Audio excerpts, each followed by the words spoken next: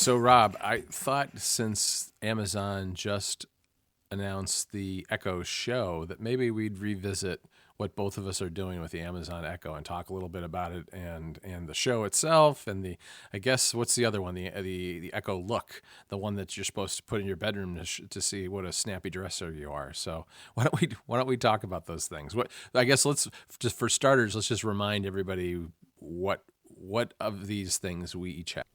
Yeah, to start with, I'm definitely not putting a camera in my bedroom. That seems one step too far to let Amazon see what's going on in my room. But yeah, I've got at the moment I just have the Echo in the kitchen, which I got. I think they gave us like 30% off or something when they first launched them in the UK. I didn't really know if I was going to use it or if it would actually be that useful. But yeah, I tend to use it all the time now. Yeah, what kind of things do you use it for? Timers when I'm cooking is probably the biggest one. I use it as a Bluetooth speaker so I can listen to podcasts because obviously it doesn't have.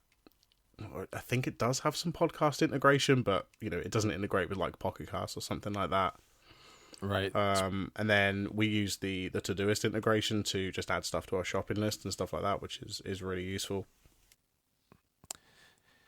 Yeah, I don't have the full-on Echo. I just have a Dot. I had this idea that I would put it in my office in Chicago and that I could use Todoist and I could hook up some little speakers to it and listen to music. Unfortunately, this is one of those little-known Echo facts. It does not work with a certain type of WPA security on a Wi-Fi network. And it's the kind of Wi-Fi security that's typically used in the enterprise. So it was completely useless there. So I brought it home, put it in my kitchen, and it's okay. No one in our family uses it all that much. We check the weather on it every now and then. I've listened to music a few times on it, but I think what I'm going to do is take it out of the kitchen and put it in the basement where I'm recording right now because I'm setting up a new workspace down here, and I'll have a little more area to work in and probably spend more time down here doing various things. It'll be helpful to have the Dot there just so I can add things like you were saying to a Todoist project and hook up some small speakers to it and listen to some music, that sort of thing. It'll be fine in the basement if I'm talking to myself or talking to the lady in the can. So, I mean, you say listening to music. I assume you're an Apple Music subscriber. Yeah, but I have Amazon Prime, so I can use that. But I find it I don't find it great. Yeah, I think this is one of the problems. Like, you've got the Echo, which is great for, say, Spotify. You've got the Google Home, which presumably works quite well with, say, Google Play Music.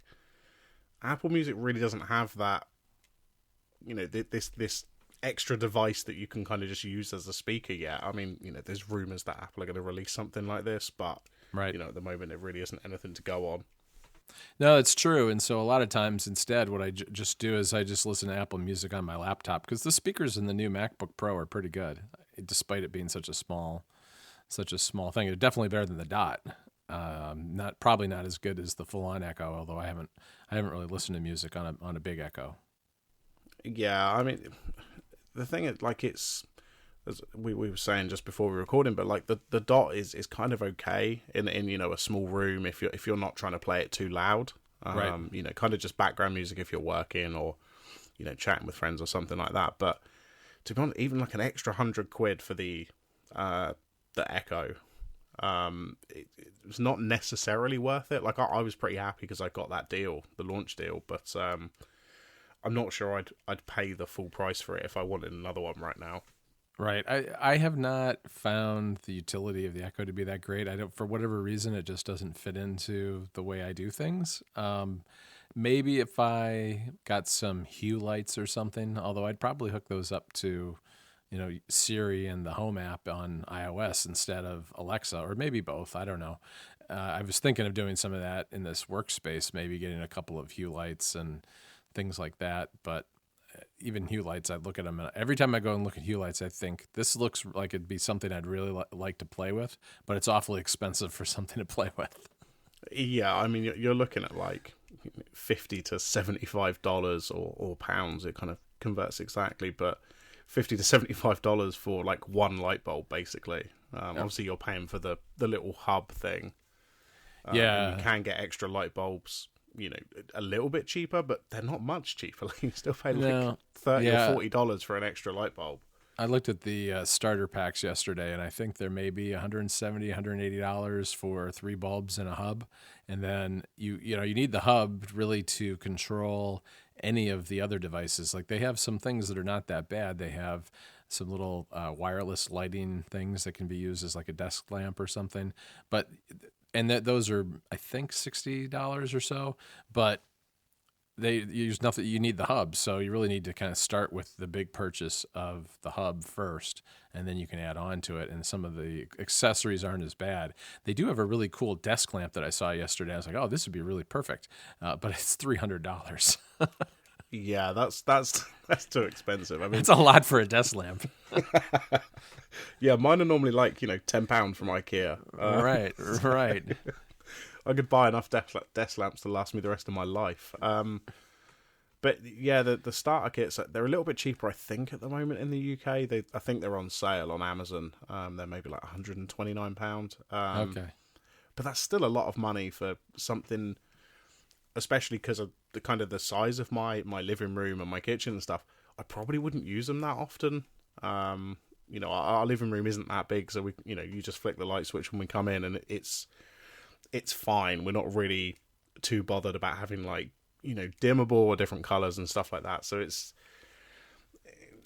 okay. I'm not entirely convinced it's that useful. Yeah, the only kind of home kit type thing that I've bought, home automation thing I've bought that I've really been happy with the purchase has been a smart thermostat from Ecobee, because it'll do things like, if we're gone from the house, if it doesn't detect motion in the house for an hour or two, it'll automatically set the temperature to something lower, so that it's not, at least in the winter, so that it's not wasting electricity and that sort of thing. And that works pretty nicely. And I can go on a vacation and set it, at a what would be a normally uncomfortable temperature while we're away, and then when we land at the airport, I can set it back to the normal setting, and by the time we get home, everything's comfortable. Yeah, that's pretty nice. It was something that I spoke to our plumber about when he was. I remember a few months ago I was getting a new boiler. Right. But the extra price on top of the fact that new boilers are multiple thousands of pounds. Right. I was just like, no, I really don't want to add any extra cost to this. It would be fairly easy for me to get something like a Nest, or there's a couple of other companies in the UK that make them. I can just kind of swap it out if I need to, but at the moment I'm not willing to spend the money. I think this is one of the problems with but all this kind of smart home stuff, it's really expensive at the moment. Right. $40 for a light bulb is just way too much for most people.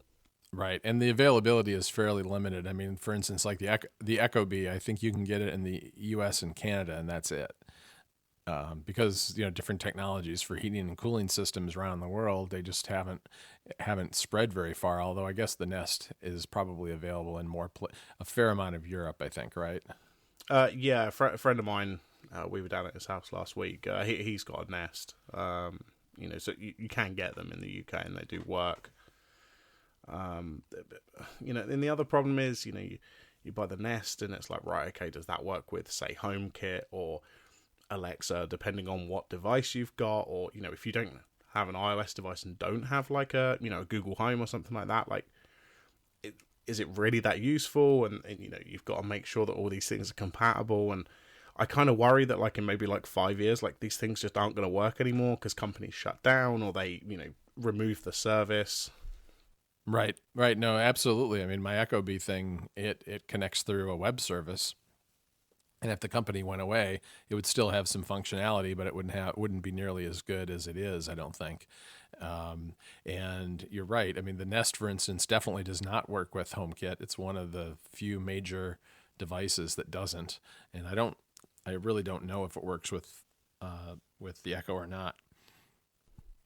Yeah, I'm not too sure. I think maybe it does. Yeah. I mean, partly because the Echo is a little bit more expandable in that you can, add IFTTT support. So, in theory, you can get anything working that works on there. What about the Echo Show? Does the screen make it a little bit more interesting to you, or not? Not really. I mean, I thought about it. There are a couple things, I guess, that would be nice. If it was sitting in my kitchen, for instance, and I came down in the morning and I could see the weather at a glance and maybe a little mini calendar or something like that and the time, that would be fine. That would be good. I would like to see that without having to ask anything. But there are aspects of it that I don't really get. Like the idea, I get why they put a camera and video calling on it, but it looked I try to imagine where I would put it in my house. And if I had it I'd probably put it on a counter kind of near where we have our telephone that's off to the side in our kitchen. And I just can't imagine like standing there and kind of crouching down to talk to somebody on a video call. It makes sense from a demo perspective, but I think in average everyday use, most people have a cordless phone or their mobile phone, and that way they can walk around their house. They can go sit on the couch. They can do a bunch, whether they're using FaceTime or audio, they can pretty much talk wherever they want in their home. Whereas if you have this thing anchored to a wall with a plug at a fixed angle on a counter, you'd just have to kind of stand there and I think given the way most countertops heights are, you'd maybe have to kind of hunch over it, It does seem pretty weird. I mean, and you can watch YouTube videos on it. I don't want that. And I wonder what you're really getting out of it that you wouldn't get out of buying, say, just like an iPad mini or something. The video calling is there. You can watch YouTube videos. You can browse the web. Like, I feel like an iPad is so much more useful in almost every aspect.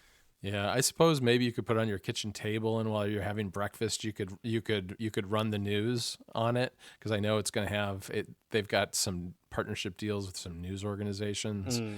You could do that and maybe watch your YouTube videos if you're not, if your kitchen's not in a place where you have anywhere near a television. So I suppose maybe in that circumstance, but for the most part, I don't see a lot of utility in it. Although I did buy one for Federico. Sure. Because I'm his internet pusher. Yeah. Yeah. I mean, and this is part of the other problem that Amazon seem to have is, the show is only in the US. Right. They've said they've said it's going to be in the UK, right? But they haven't said when. Yeah. And I didn't realize this until Frank mentioned this to me on Twitter, but even the Echo, you can only get that in like the US, Germany, and the UK. Still? It's still only in like 3 countries. Yeah. Wow. That is pretty bad. It took them, a year or 2 years or something to release it in the UK, right? And Germany, and so it's still like three countries, I think. Yeah, that's kind of amazing to me. I remember when it came out in the UK and Germany, and I figured that was just a sign that they would then slowly roll it out a couple of countries at a time. But I guess they haven't been doing that. Yeah, I don't think they have. So. Huh. Well, maybe I wonder why. I suppose localization's one issue, but. You can't. If the pass is any indication, it's going to be quite a while before you see it in other places. Although, since they've announced the UK at the get go, I would think that you would probably see it by the fall. It's just not. They didn't announce any dates. So when it was announced, Federico just asked me to pick one up for him. So that's what I'm going to do. And he'll go with U.S. English. And I think when you do that, though, you lose some of the location stuff, because it doesn't. If it's sitting in Italy, it doesn't know. It doesn't know where it is. Yeah, it's kind of weird, but oh well. And the Echo Look, I kind of skipped that, because the idea of having the Echo tell me if I've got a good outfit or not, I just don't care. So I didn't even read much about it. Does it do anything other than tell you what to wear? I mean, I guess it works like a normal Echo. I'm not really sure. I mean, I think we're not the target audience for this. Okay. We obviously haven't paid much attention either. No, I mean, if you watch the promo video, which, oh my God, Amazon cannot make a decent promo video to save their lives. Yeah. But if you watch the promo video for the Look, it's clearly targeted at women. Uh-huh. But yeah, I didn't really have any opinions on it other than I know I don't want it. Yeah. Well, that's good. How much does that cost? Do you know? Do you remember? The look, Yeah. I've no idea. Because I Yeah. think again that's only in the US. Right. Right. Huh.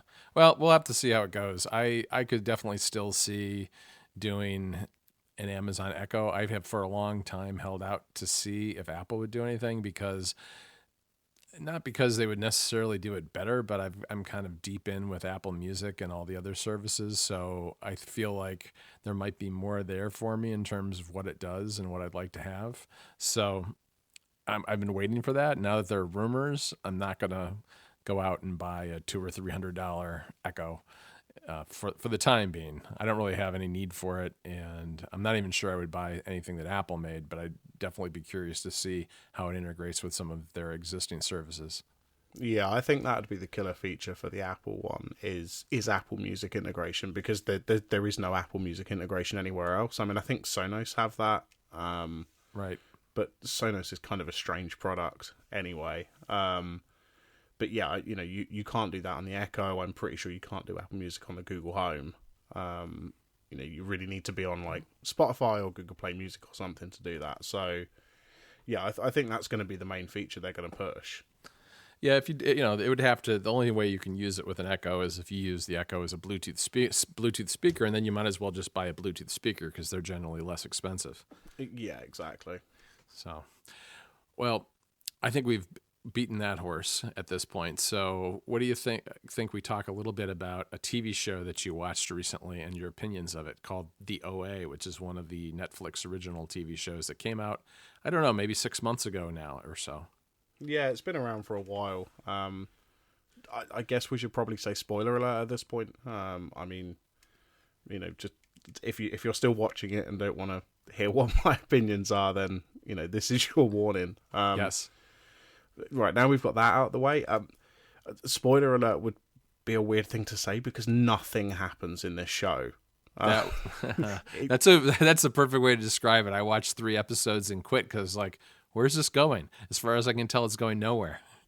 Yeah, I mean, we ended up watching the whole thing because, one, like, Jess, when we start watching a show, like, if Jess has seen some of it, like, she's quite invested in it, even if it's terrible. Uh-huh. So we quite like to get to the end of these shows just to see what the hell they were doing. Right. But yeah, you were right to quit after 3. It really doesn't go anywhere. It felt kind of, I'm not sure how to describe it. It kind of felt like it was trying to be really clever and the kind of thing that would like win awards, but nobody likes. Mm-hmm. It was just utter nonsense. Yeah. No, I know. I remember. I mean, it was very forgettable, especially after only watching a few episodes. But, this woman turns up who has been lost for years, and she comes back and lives with her parents, and she's a grown woman now. I forget if she disappeared when she was a kid or what. And then she ends up hooking up with some high school students and taking them into some other parallel dimension or something like that. Yeah, it's kind of weird as well. I don't know if you spotted this, but the main actress also wrote the story and directed it and produced it. Like it's kind of this very like circular. Like she seems to be the only person involved in how this show ends up. But yeah, I mean, that really was a for Netflix. Like their originals are normally pretty good, right? But this one was not good at all. Yeah. Yeah, I don't know. I kind of felt I'm glad you told me that you had seen the whole thing and that it didn't get any better, because I have been having this nagging feeling like, well, maybe I should have given this some more time. Because, for instance, when I watched Westworld, I didn't really like the first couple of episodes. I thought it was kind of confusing. I didn't really know what was going on. I wasn't sure that I really wanted to watch this. I was like, is this just like one of those HBO shows where because you got robots that they could just show you a bunch of naked robots all the time? It's kind of the Game of Thrones thing. Yeah, where they just have a lot of gratuitous skin everywhere. And is there really a story here? But then it hooked me after a few episodes and it was really good. But the OA, I don't know. It when I heard about it, it drew me in, and I thought this looks like it could be really cool because I just kind of gotten done with Stranger Things, and I thought, well, they did that, and that was a really good show. That maybe this one will be that kind of weirdness and good storytelling, but it just wasn't. No, I know. I think the thing is the Netflix original brand doesn't mean as much anymore because you still got kind of the flagship shows like House of Cards and Orange is the New Black and as you say, Stranger Things, stuff like that. But Netflix are pushing out so much content Right. under the Netflix original banner now that there's bound to be kind of crappy stuff like this in there. Yep. No, there's definitely, I've noticed that too, that there are a whole bunch of shows that they're producing now. And every now and then I'll stumble across one and like, I never even heard of this. And it's just that there are so many coming out now that I think it's a broader spectrum of quality.